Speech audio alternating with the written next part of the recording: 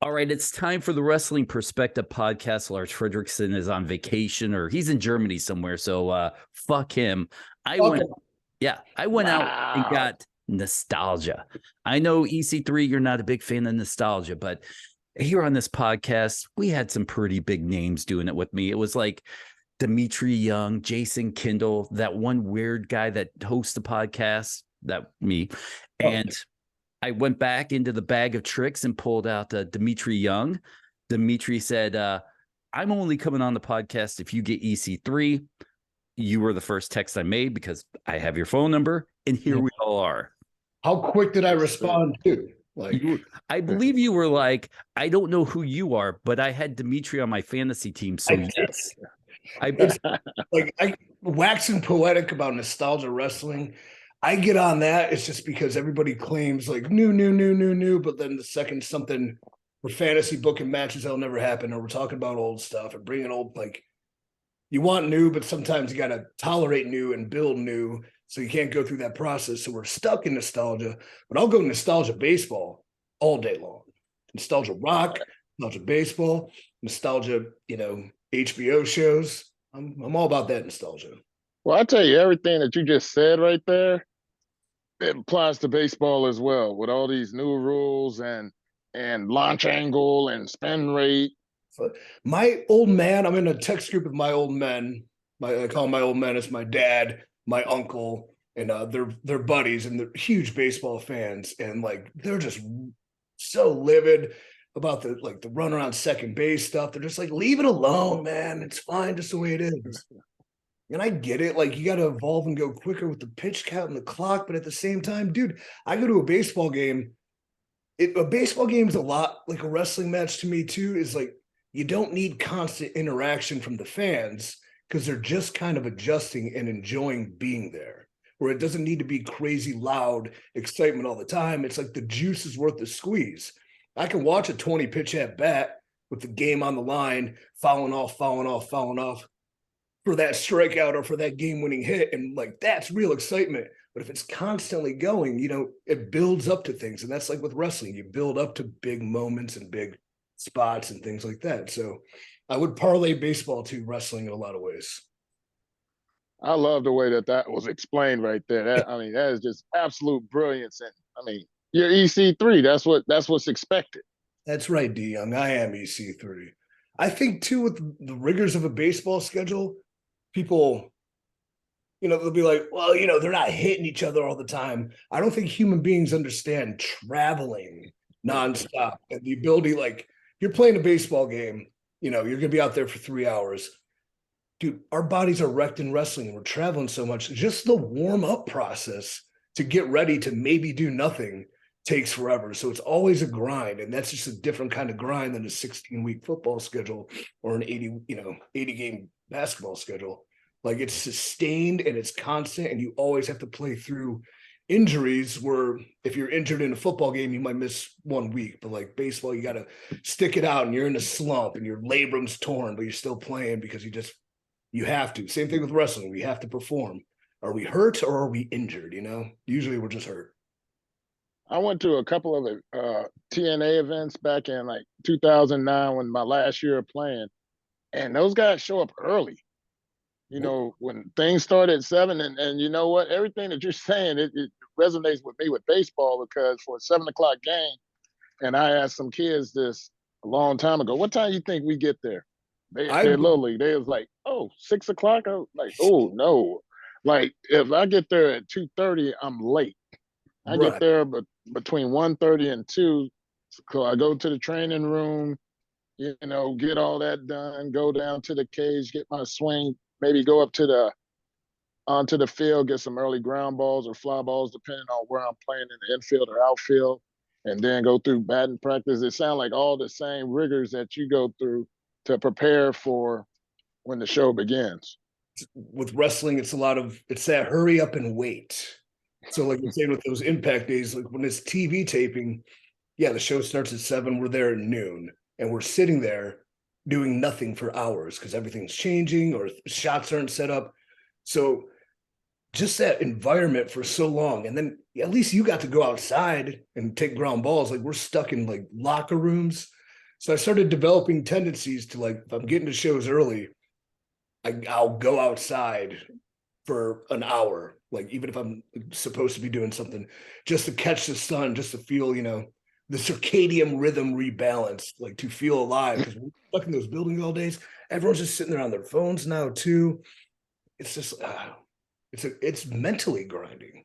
But was that the way it kind of always was in the TNA Impact locker rooms because you were there in different versions of the TNA Impact days. And I've seen it towards the end around 2017 when I was tailgating or riding PD Williams' coattails. So I've kind of seen a lot of what you were talking about.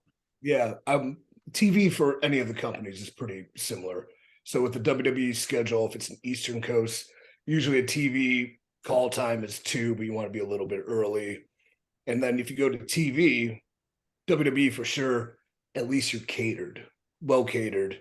And, there's probably something to do. But then, a lot of times 40 people are there and 12 are actually on the show. So it's like a lot of sitting there. You're there all day to do nothing. Impact, we would do a lot of marathon tapings. So when I got there in 2013 or 14, sometimes it was 2 TV shows in a day. So we're there at 12. Show 1 starts at 7 and rolls into the second show. So some of the days you have 2 matches that look like they're 2 weeks apart, but they're on the same day.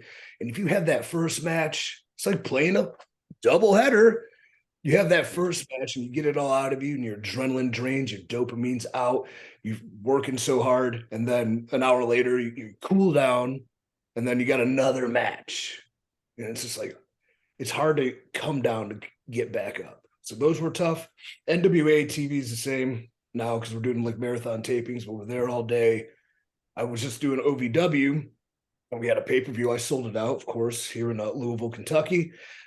But again, show starts at 7, there at 2:00. And so being active with the time now is something I'm trying to concentrate on. So big, weird stretch routine, get that sun. And I try to like interact with people as opposed to just sit there and like, blue light my brain to death. That's kind of a lot of what I noticed back in the Impact locker rooms was there was a lot of guys that was, and it's not a knock on them, but you'd sit there and being a friend of a friend, you try not to get involved or try not to bug anybody, but you'd still kind of want to go, dude, I'm a big fan of yours. But it was weird because you see a guy in his phone, it's like, I'm not going to go talk to him. But then, eventually you get to know him on a podcast. He's like, why didn't you ever come up and talk to me? It's like, you're in your phone. I don't want to bug you. Right. Yeah. It's a slippery slope. I'm actually writing a book about a guide for wrestling because I think our generations coming up are lost and there's no leadership. So just shit I've seen, shit I've done, and like this code of ethics, I'm calling it, is about as an aspiring wrestler being backstage, like it's part of our tradition to say hi, show respect, say hi to everybody, shake hands. But then sometimes it comes, and I've noticed a lot of guys do this at a point, like if I'm in the middle of conversing with the boss about something and it's in depth, like they're standing there awkward waiting to say hi, and it's just like they want to come up, but then they don't because they don't want to interrupt. But now they've been seen and they're just like in a tight spot where it's like, say hi when it's convenient. If someone looks busy, don't bother them because they're not expecting it. They don't care if you don't say hi. But when you do say hi, make it quick, make it memorable. And more often than not, they're going to engage you in conversation and you might wind up best friends. So like me and you. That code right there, that goes across all sports. And what you was stating earlier about having 40 people there and only 12 working, so you have a bunch of bench players and stuff. So I'm pretty sure there's a lot of conversation about what and right now I'm talking as a coach because I'm a high school head coach here in Camarillo and I'll be managing in Mahoning Valley this summer.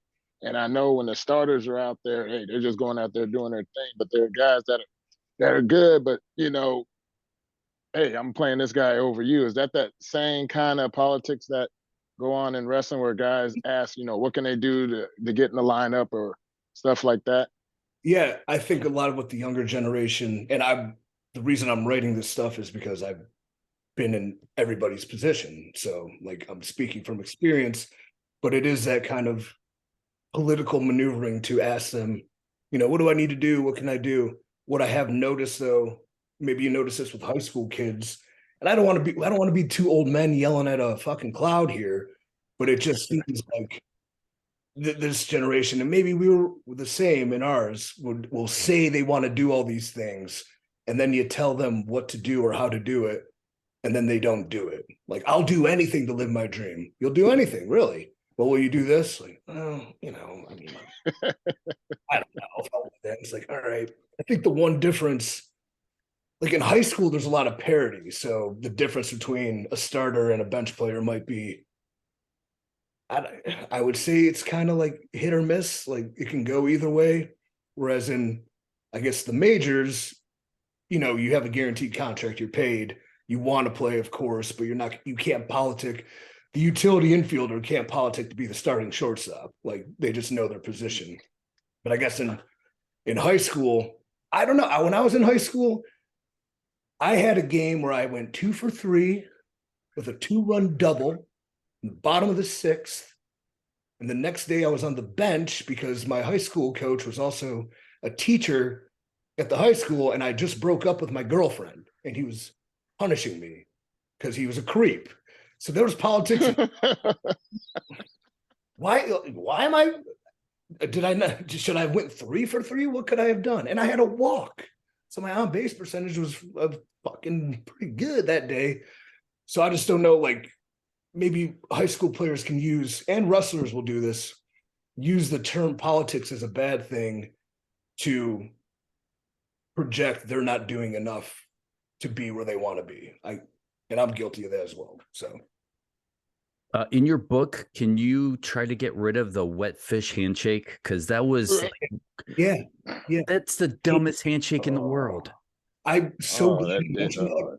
I'm so glad you mentioned that because I meant to, and like this is very sporadic. Like I had no intention of writing this, but it just keeps growing every time I sit down and jot some stuff down. But the wet fish handshake gotta go. It's gotta go.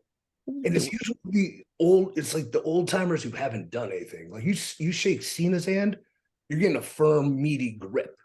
You know, you shake Triple H's hand, it's tight and it's fucking alpha.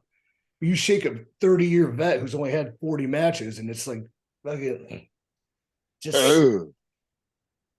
not good. I actually sanitize my hands when I get that wet fish. It's so gross. It's like, ugh. Hammy and like, I questioned the person. I was like, oh my God. Don't like it. Yes, good call. Yeah, the first time I was backstage at an Impact show, Pete was introducing me to a few people. I'm not going to call him out on the podcast, but I shook his hand and he looked at me weird and he went about his way. And Pete's like, dude, don't shake hard. It shows that you're not going to be gentle with them. And I'm like, what the fuck is this? I'm like, I'm a civilian. I'm not going to wet handshake anybody. Right. And I think, I mean, that was what, 2009-ish? 17. Still, they're doing the wet paper towel. Yeah. I'm going to leave it as debate because there's one subject I had in debate in my rules of ethics, and that was taking a picture with a star. So I'm kind of against it. Really? Why? If I'm an up-and-comer and I see a childhood hero who's capable, I want to be in the ring with them, I feel like I need a rapport and a real surrounding and a genuine connection to have a picture. Now, I could be wrong, and I could think of like a lot of guys that have watched me, you know, ask for pictures, and I don't think down on them by any means. But at the same time, when I do it, I'm like, I'm never going to see you on this level, so it's okay. But X-Pac recently tweeted something about like, dude, I hate that shit. If you see me on a show and you want a picture, worker or not, grab me. That's cool. And I'm like, well, if X-Pac's saying that, he's way, you know, he's done way more than me. So I'm leaving it as debatable. But I would say that if you want to be treated as an equal, don't act like a fan, even if you are. So what about you? How do you feel, Dmitri? Because I mean, as a ball player, you have a rookie or, you know, spring training guy coming up and asking for pictures with you. Is it the same thing for you? You know, it is definitely debatable. Me, myself, I would take the picture, but I'm looking at it from the standpoint of one day I'm going to be in your position. Yeah. You know what I mean? Because I met Eddie Murray when I was in high school, and obviously he was an all-star, and then you meet guys along the way.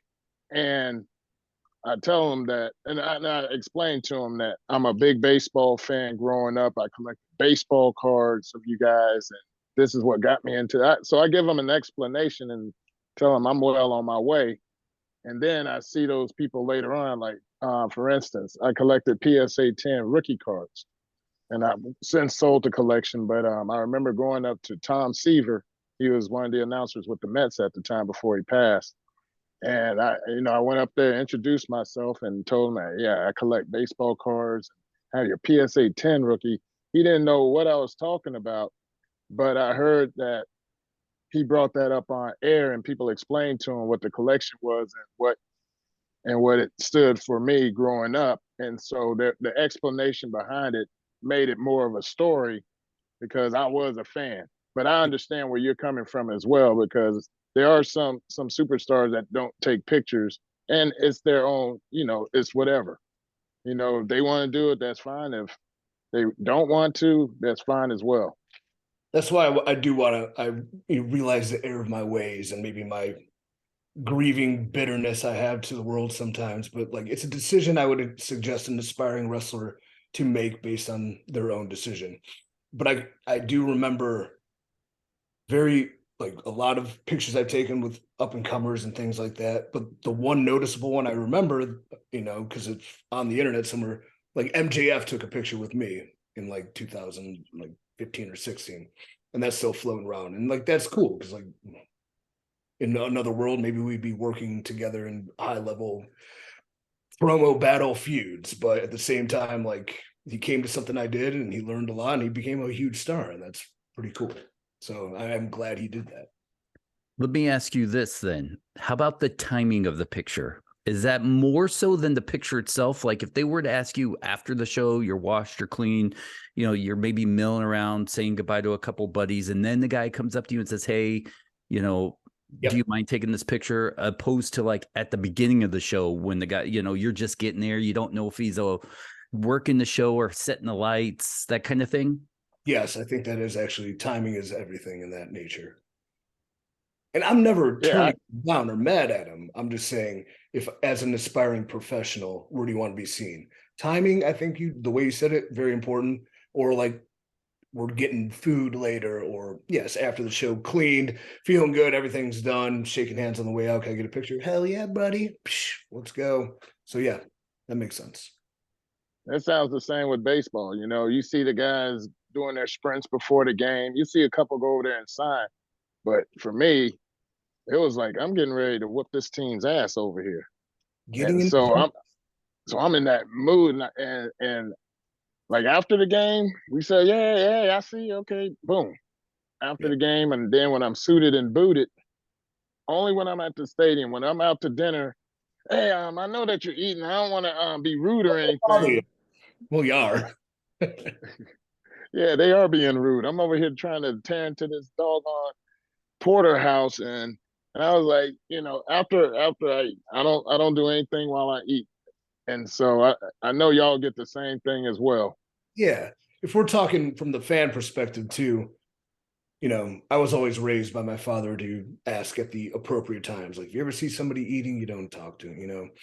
They look busy, don't. But more often than not, and it will happen, and maybe someone isn't as fortunately guided by the father figure of EC2 that I had. But if they come up and it's eating, I would probably be like, after I'm done, just so they learn that lesson. But I always do go find them. And even if they feel hesitant to come up because they feel, oh, fuck, I blew it. No, you didn't. It's just like, this is the protocol and you're good and we're fine. And there you go. It'll be $20. Just kidding. I'll PayPal you because I definitely want a picture with you. Venmo, you back in the day PayPaling guy? Hey, listen, I'm wearing a Greatest American Hero shirt. How old do you think I am? I'm old, man. I don't do. Hey, that's a cool T-shirt, by the way. Thanks, man. I don't want to brag. What is the Greatest American Hero? I don't even know that. No, it's believe it or not, I'm walking on it. I'd say mid 80s. Yeah, TV show. Ralph Hinckley was his name. Yes. Wow. He didn't know how to land. He yeah, go ahead, explain it. I love that show. It was only on for 2-3 seasons. Yes, it's on like one of those like Roku channels. You can find it if you look it up. You should, by the way. The guy gets gifted from aliens. Now that I say this, it sounds ridiculous. A superhero suit to better the world. He ends up teaming up with an FBI guy that's all about conspiracies and, you know, taking down the Russians and all this stuff. And there's an instruction booklet and they lose it. So now the whole TV series is he has this suit that gives him superpowers, but he doesn't know how to use any of them. That sounds thrilling. And he definitely didn't know how to land. Nope. So I don't crash every time. Yeah. If you find yourself going, what am I watching tonight? You may want to look that up. I was thinking of watching Succession, but maybe I'll check that out. No, you'll be right back on Succession super quick. Don't worry. Yeah, it's only 3 seasons. Yeah, you may make it through 2 episodes. I can promise you that because I actually went back and started watching. I'm like, I need to buy me this fucking shirt. So I go out and just got it like 3 days ago. I only made it through 4 episodes, but the nostalgia is still there. I had that shirt 15 years ago. Ooh. Dude, you were also hitting dingers, okay? While I was sitting on my couch watching you play baseball and then flipping over and watching EC3. So fuck you both. All right, fair enough. I'm the fan you guys are making fun of. That was me. Hurts. Words hurt. We're not making fun. Just Dmitri. That hurts me. Your head is shiny too, like a white milk dud. The hair thing was just Friday. I don't want to brag, but I'm almost pulling it off. So let me ask you this, Dmitri. Why do you love EC3 so much? I want to make his head bigger opposed to mine.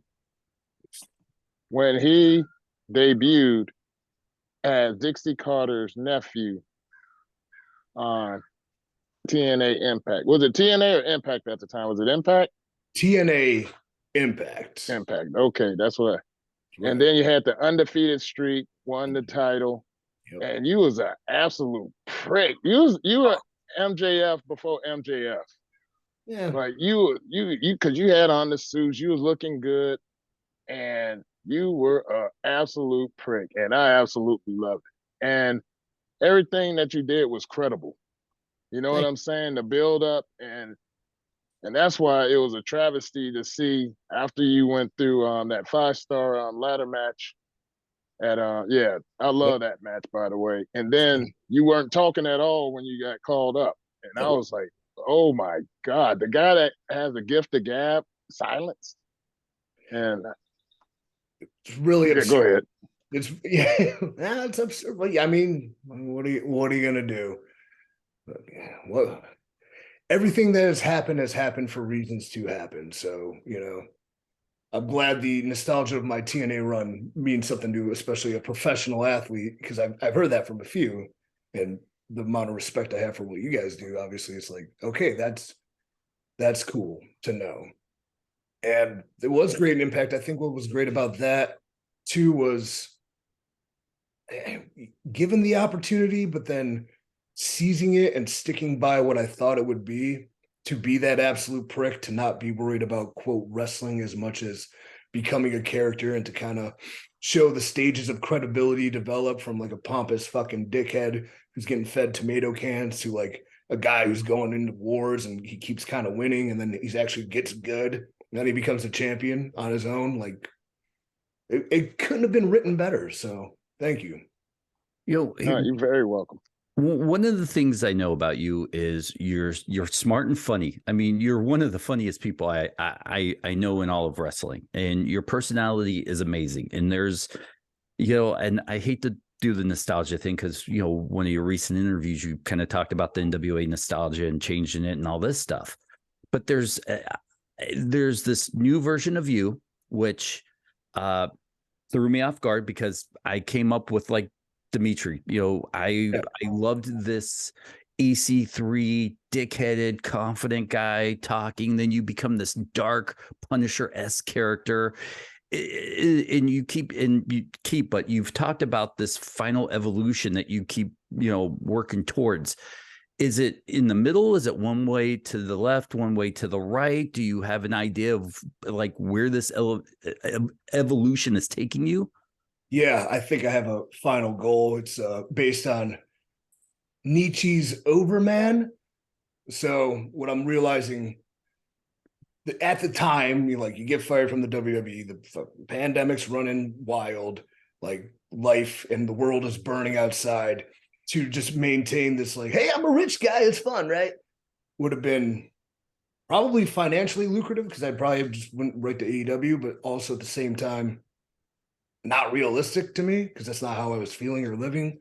But at the same time, doing it, I mean, Control Your Narrative had a giant plethora of things working against it, and warts and, and lies and backstabbing and sabotage and people not living up to any of their ends of the bargains, to where the darkness, it was kind of in jest. I wanted it to be dark humor, but at the same time, some sort of emotional reality and harsh reality of somebody who would have gone through such horrible times and change.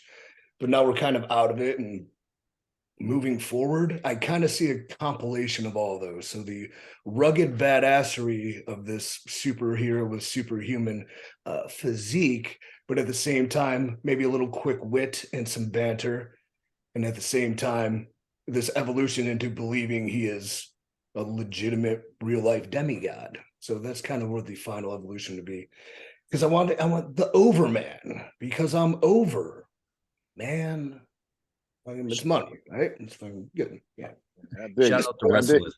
Yeah, it's right amount of humor, but it's not haha. It's all right. Yeah, I get that. That's cool. To me, it is, at least. I think it's awesome. And shout out to WrestleZone. That was the interview you did with them. So I want to give them credit since I was kind of building off their question. Dmitri?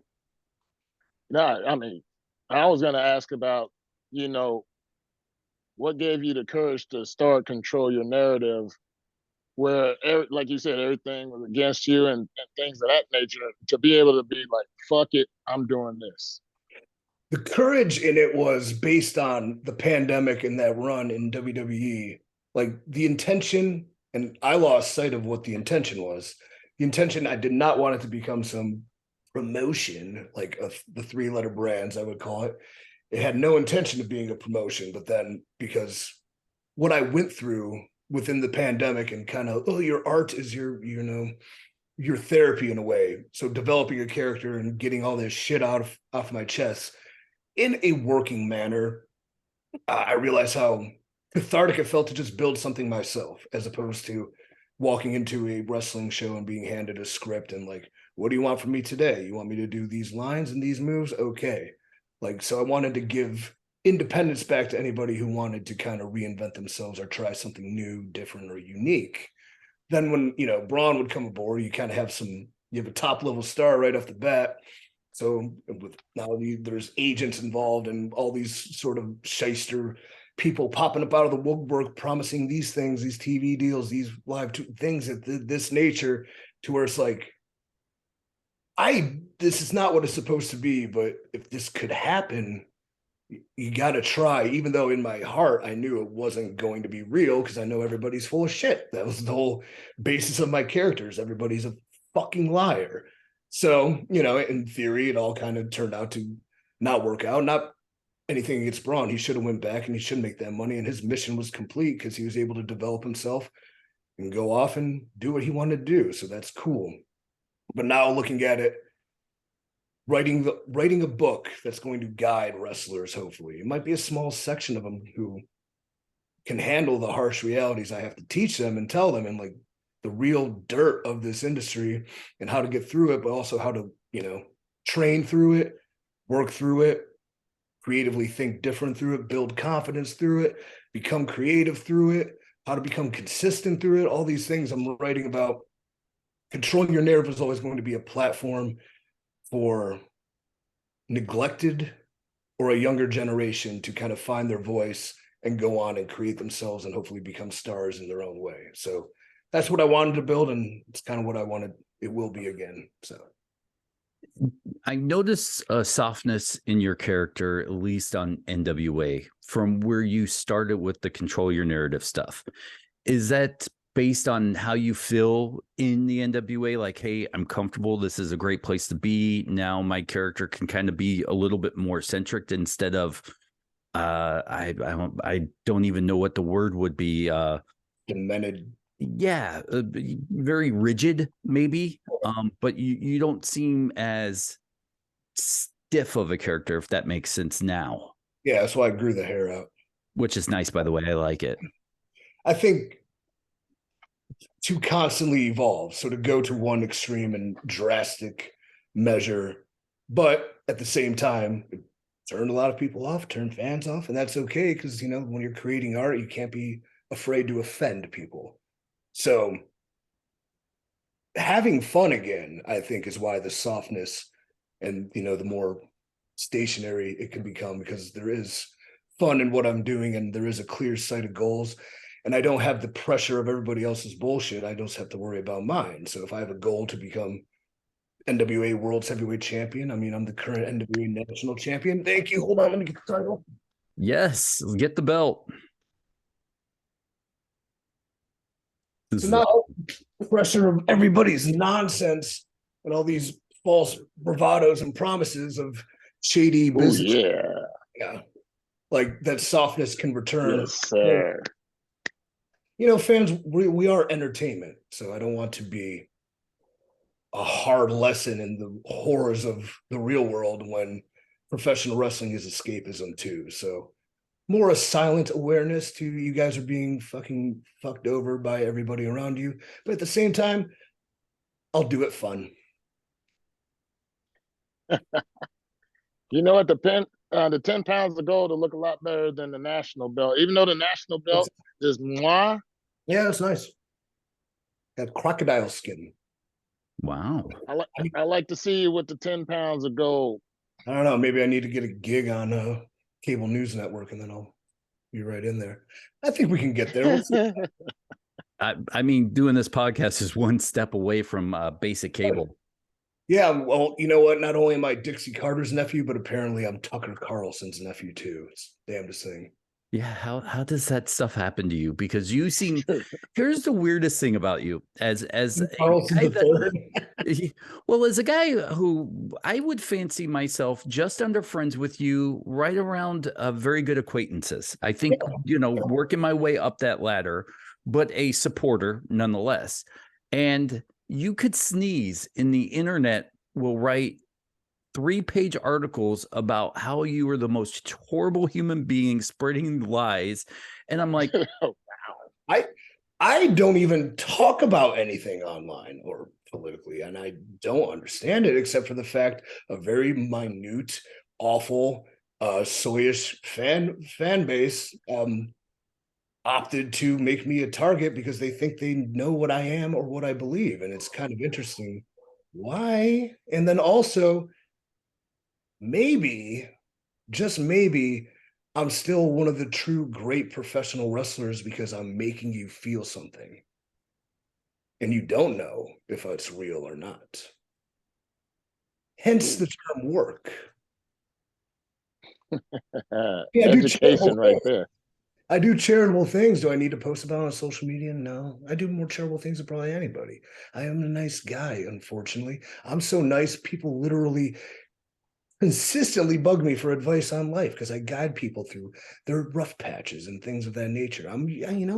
If you buzz me up saying you're having a tough time, guess who's going to be there with some moral support? Me, easily. So yeah, whatever, sneeze. Here's the thing.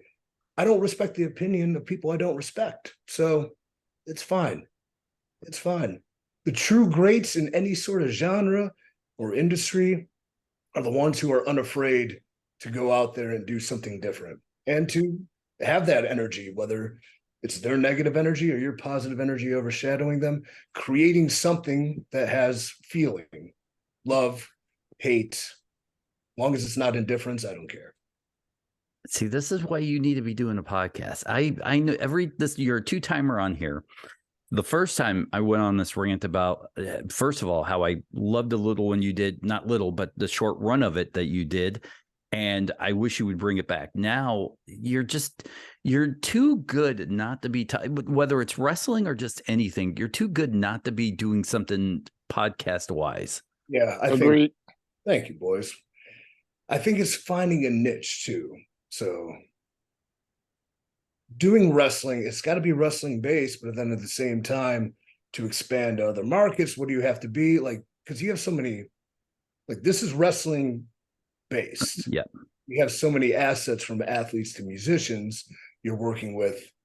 Is it all strictly wrestling fans, or do those fans follow, your co-hosts and your cohorts? So how much non-wrestling can you get away with before they're tuning it out, not listening or watching again? And like, dude, I know all the dirt. I know everything. And here's the thing. Anything I've said publicly, I have never lied. I have never lied. I've just told you the honest truth, and you have a tough time believing it. So, but what, regardless, yeah, I had somewhere to go with that. I forget where. Yeah, podcast. Actually, podcast. All right. I can get you Dmitri Young if you want him on your show. I do. Yeah. See, I'm down. We got to do it in person, though. So we're going to drag you up to Cleveland. Yeah, it's only an hour away from Youngstown. Perfect. Hey, can you tell me about Youngstown, Ohio? And for those, I am going to be managing in the draft league this summer in Mahoning Valley with the Scrappers. I'm wearing the hat. That's a badass hat, by the way. This is one of the shirts. And I heard it's like a mini sports mecca, so to speak. I mean, if you're there, it's a sports mecca. But before you got there, I don't know. Wasn't it corrupt? Oh, it's Rust Belt as hell. I would say it's right on the border of PA. So, right off the bat, that's strikes 2 and 3 right there. Dang. I dated and, still family friends with people from East Liverpool. So I had to, Is that in that general Mahoning Valley area? South. So we'd have to drive to Youngstown to go south. And that's right on the devil's asshole, I would call the border of Ohio, West Virginia, and Pennsylvania. So shout out. What did you call that? The devil's booty hole? Yeah, that's it. Wow. Great people. Great people. Funny story. So do you know where Niles, Ohio is? Because it's kind of that Youngstown area. Is that where they had the explosion leakage or something going on there? That was East Palestine, which is also close to that area. Niles is kind of near Youngstown to this East Liverpool. So Impact had a show at Niles, and it was at a minor league baseball stadium. And I was wrestling Bully Ray in the main event. And I come out, and because I have family and friends from all over Ohio, and my significant others and her family is coming up, and it was a raucous time. I'm making my entrance. They're dancing on dugouts. It's fucking hilarious. And like, it's just a memorable time. Wrestle the match, and I'm leaving. I'm getting in the car to go out to see everybody. And I see my uncle, his hands are covered in blood. I'm like, whoa, what's going on? And then I see my girlfriend at the time's dad's like all disheveled, getting put into a car. And I see my future brother-in-law getting put in this car. And some fans started talking shit about EC3. So no. My uncle and my almost father-in-law, almost brother-in-law pummeled them into oblivion because it got out of hand. So yeah, Niles, Ohio. Wow. Shout out to Niles, EC3 territory. And I realized too that I would never fight my significant other's old man because the dude has a knockout punch, and he's 6'5" and huge. So I knew better, but he's cool. Whoa. I'm sorry. I love that story. It's quite interesting. I can't wait for the dirt sheet articles tomorrow about how EC3's family beat up fans. So how horrible they are. So that's who it is. We're gonna be ready for that lawsuit. That's right. What were some of those? Because we've talked about the change in you kind of like in wrestling again. What were some of those factors, and did you notice them as they were happening, or was it like you sat down, you reflected, and went, "Hey, wait a second, I kind of like this again"? I think after the absurdity of I think part of wrestling's problem was just a strictly negative and toxic fan base at times. It's not everybody, but it's the negative is what you see and what travels. It's not the positive, the good things you rarely ever see. I mean, taking case in point, WrestleMania, people are, flaking out over the Cody Rhodes loss. And in that midst of just complaining about something, losing sight of the fact, like the night before, I mean, Charlotte and Rhea Ripley had like the best female match of all time.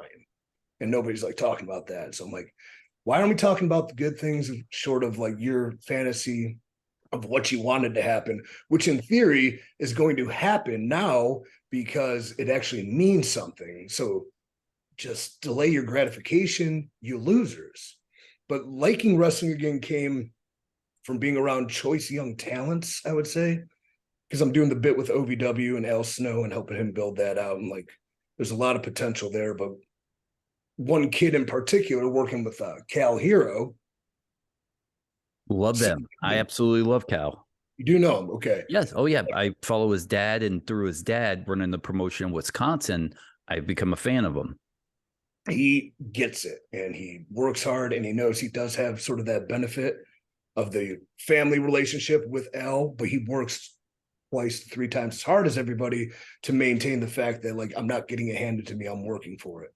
So working with him and then being programmed with him, another guy in NWA like Silas, the Thrillbilly, we're building up to a feud for this. We had a promo segment where it was very unscripted, but it was a money promo to sell a match between us. And so fortunately I had, the faith of the office to kind of take a hold of it and delivering it in the moment. Like I'm this is what I love. And then talking to these kids like, dude, wrestling with you is one thing, but being in like an angle and seeing how you work and you build things and your mind works, like that's the real honor. So they inspire me very much so. So like giving back to the kids, paying it forward to a generation that works hard and deserves it and is going to carry the business forward. That inspires me. And then now I can watch wrestling again, like old wrestling, and I like it, So.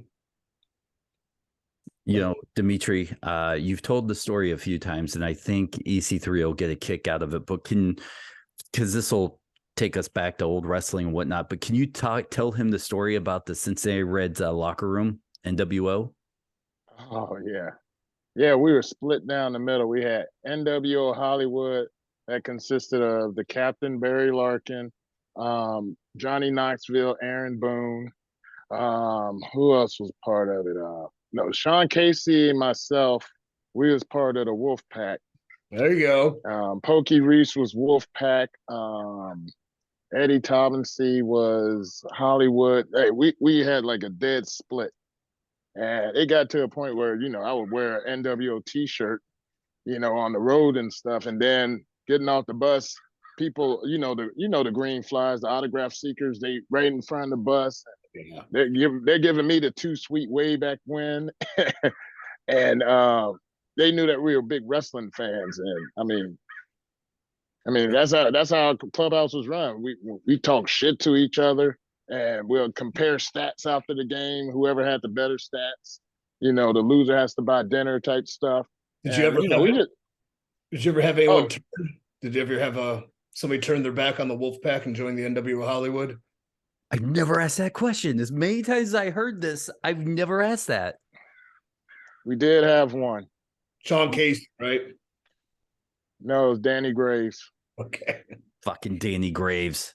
Unbelievable. Yep, he actually did. That's funny that you say that because it was dirty too. It was real dirty. He got the save, and of course we're over there celebrating. And he took off the shirt and he had on the Hollywood under it. I was like, "You son of a bitch." Baseball and wrestling are very similar, I think, because you spend all that time together on the road too. You're just in rooms all the time, like building weird feuds and weird bonds and just, brotherhood kind of shit like that. That's so cool. True. Yeah. Shit. Sean Casey, man, I was a big fan of his in the Indians because I saw him as a minor leaguer and I picked him. Like he's going to be, and then we traded him for nothing, and then he turned out to be a 300 hitter. Like, oh, he's one of my favorite teammates, Sean Casey. Massive. We had him on the podcast. Massive wrestling fan. Dude. Oh yes. Our handshake before the game, you know how they had a handshake? Mine and Sean Casey's was 2, maybe 4, maybe 5, talking about hits in the game. We did that every game. 2, maybe 4, maybe 5. Wow. Well, listen. I know, corny as hell, but no, back in the day, that had flair. That was like the high five that Dusty Baker invented in baseball.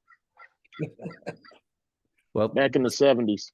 Listen, we're going to talk off air because we're all geeking out here, and I love this. But I know EC3, it's past your bedtime. I really no.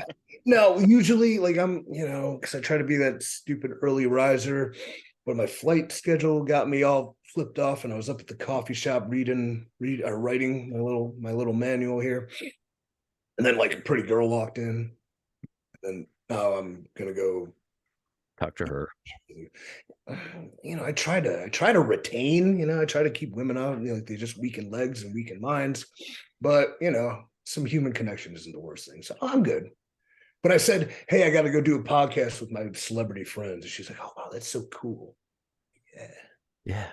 Were you like, yeah. And then this other guy who keeps texting me, I don't know who he is, but I got him saved in do not answer. Oh, I did not. Embellish your stats. But I like that. EC3, where can people find you? I said this last time. I'll say this again. If you are one of those EC3 haters, just get to know the guy. I absolutely love him. You will too if you just stop reading about him and learn about him. Well, if they're hating on him, get a girlfriend. Yeah, I mean, look, like if you're hating me, you're probably a weak-willed man, and you're probably, living within a hive mind and in the bubble. And like, I don't blame you. I blame what society has done to you. It's not your fault. You don't realize that did it. You just changed everybody's mind with that one. Thank you. Totally fucking I'm totally fucking sweet. Everybody in the business loves me. I'm a super genius. I'm super fucking jacked. I'm super and I'm very humble and I'm very nice. And I really care about what you probably care about too. And that's the thing about it. But you know what? Somebody makes up one lie based on, oh, I don't know, maybe it was the fact that some dirty promotion has stupid internet connections to all these sheets. And then when they tried to make us not run the same building as them, the next day it comes out that we're funded by fucking Mike Lindell, and you believe that shit. Well, I mean, what can I do for you? That you got lied to blatantly by scummy, awful, horrible people who don't even pay their talent half the time. And I'm the bad guy. And because I tell you exactly what's happening at all times with open honesty. I'm not lying. I haven't lied yet. When I do my little bit on Sportskeeda with Dr. Featherstone and Vince Russo, I have never told a lie. I've always said, this is what I have heard, or this is what I have known, and I haven't been wrong. So whatever. I mean, haters gonna hate. I don't care. But I do have a workout app, so maybe if you're tired of looking at yourself, hating the way you look and the way you feel, go to join.freeec3.com. Use the promo code CYN, get 20% off. I make you custom nutrition and diet plans, and I can change your life for the better. And then hell, maybe after that, you start reading books. Maybe you stop watching Google's amounts of fucking porn. Maybe you talk to human beings. Maybe you just find something that gives you a purpose and happiness in life, short of complaining about other people's actions on the internet, and usually complaining about them when they're based in lies and falsehoods. Maybe. Or do what you're doing. I don't care. Just leave me alone and we're good, because you know what? I believe in freedom and independence for all. You're free to do whatever you want. I think the next interview you do, when you talk about this app, do it shirtless so people can see the end product. Like, you could look like me. Yeah, I mean, sort of not tight enough. Well, Yeah. no, it's not about, and then comparison is the thief of joy, right? Don't look like me. Like, I'm psychotic, okay? I'm too ingrained into it. I'm too far gone. You don't want to do like 2-a-days all day. My body's hurting. I have some atrophy issue that showed up out of nothing. It turns out it's probably just negative energy and a hex from the devil out of all the doctors that couldn't figure anything out. So it's like it's coming back, which is a good thing. But yeah, don't be the best you. That's what I want you to be. I want you to control your narrative, man. What is control your narrative? Oh, it's a right-wing dog whistle. It's tell your story, dipshit. God, why has everything got to be political? Just leave our entertainment alone. Don't make it political. You do. And what have you been right about? Ask yourself this. What have you been right about that you think I think? What has been correct? Okay, nothing either. So I'm just telling you the truth. Thanks. I'm not on trial. I am a fan of yours, by the way, just so we all know. I felt very like I was like, wait a second. I didn't say, hey, I like EC3. Yeah. And the thing is, too, like discussions and debates on differing opinions is how things get resolved and things get better and move forward. For example, my thing about the autograph picture, where I was totally against it. I'm sorry, the picture as a wrestler with a wrestler until a seasoned veteran who knows way more than me, who's done way more than me, blatantly says, no, I love that. And it made me think about it. And then we had this discussion where we compared it to another, high profile act, a major league sport. And then now I have come around to change my opinion because I believe everything Xbox said was right and Dmitri said was right. So conversation. It's better than yelling. It's better than yelling, guys.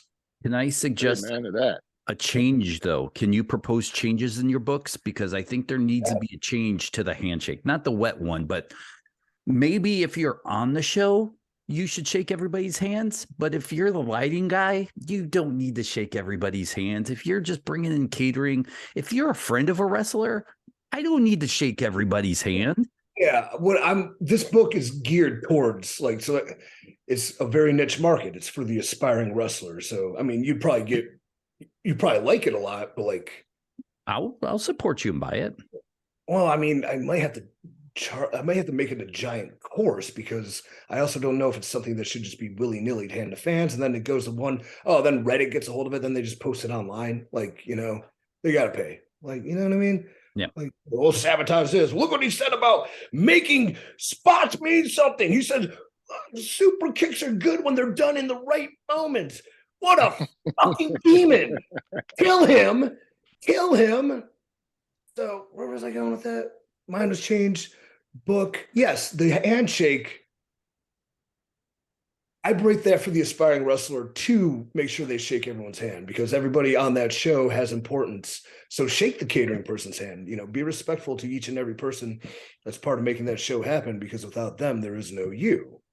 But also at the same time, I'm going to dissolve the wet paper towel handshake. We shake hand like grown adults now. Wrestling handshake is done. Yes. Okay. I'm proud of that. I think we just changed the world here, guys. I'm surprised it's still going on in 2017. I never partook in it. And anytime I shook a top person's hand, it was a handshake. Yeah, I won't say this on here, but maybe when we done recording, I'll tell you who it was and a couple guys. But the Dmitri, man, I miss you. I am so glad that you made it back for this. This is fun. Hey, thank you for the invite. And, I'm still a fan of the show. I catch it whenever I can. You and Lars, y'all are doing an absolute great job. I told you when Lars first came on, I love that guy. So knowledgeable, nice and calm, but just he's got that cool about him. And then he's a wrestling fan on top of all that. And EC3, yes, sir. Yes, sir. I want to see you win the NWA World's Heavyweight Championship, the 10 pounds of gold. Do you get to do like option C with the national belt? And yeah, you know what? I don't know the rules, man. I just win the titles. I think there is. I think I can possibly cash it in, but like, you know what? The Overman isn't ready yet, so I'll give it time. I can give it the summer maybe. So, okay. Slow burn. I like slow burn. I'll make sure I'm getting in that good groove, getting the winning streak, you know, where everything's slowing down and I'm just seeing it come right down the pipe. Here we go. That night you wrestle for it, you should come out with an entourage. I think in wrestling, that boxing, like the John Hennigan entrance, that was hilarious. Yes, but I think in wrestling, that would work so well in wrestling, and I don't know why they don't do that. I think that would work particularly well with Tyrus and I, with this the story we can tell, B, who we know, and C, our weird eccentric personalities. Not because he's on Fox and I'm some sort of right-wing psychopath, just because we're both weirdos from pro wrestling. But like, he would be into having an entourage, and I think his entourage and my entourage, just a gang of freaks, dude. If I can get Sean Hannity to come in and be on my fucking squad.